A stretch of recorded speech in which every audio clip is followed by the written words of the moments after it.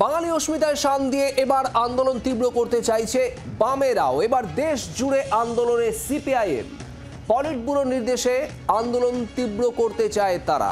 রাজ্যে জেলায় জেলায় আন্দোলন চালানোর সিদ্ধান্ত সিপিআইএমের।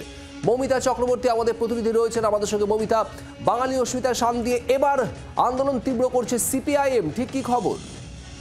দেখো, যে গতকালের ঘটনা, দিল্লি পুলিশের যে বিবৃতি সামনে এসেছে এবং তারপর থেকে এই বিষয়ে দেশ জুড়ে বিজেপি বিরোধী সমস্ত রাজনৈতিক দল কিন্তু সুর চড়াতে শুরু করেছে।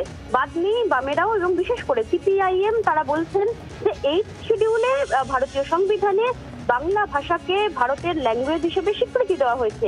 সেই জায়গায় লক্ষ লক্ষ ভারতীয় বাঙালি যারা পশ্চিমবঙ্গ, ত্রিপুরা, আসাম এবং অন্যান্য রাজ্যে বাস করেন তাদের চূড়ান্ত অপমান করা হচ্ছে এবং এই বিষয়ে সুর চড়ানোর সিদ্ধান্ত নেওয়া হয়েছে। বাংলার প্রতিটা জেলায়, প্রতিটা ব্লকে আন্দোলন হবে, প্রতিবাদ কর্মসূচির সিদ্ধান্ত নেওয়া হয়েছে পলিট ব্যুরোর নির্দেশ। এবং এর পাশাপাশি বাংলার পাশাপাশি অন্যান্য রাজ্যেও এই বিষয়ে তীব্র আন্দোলনের সিদ্ধান্ত নেওয়া হয়েছে সিপিআইএম পলিট ব্যুরোর তরফ থেকে। ধন্যবাদ মমিতা। বাংলার আওয়াজ, বাঙালির আবেগ, জি 24 ঘন্টা।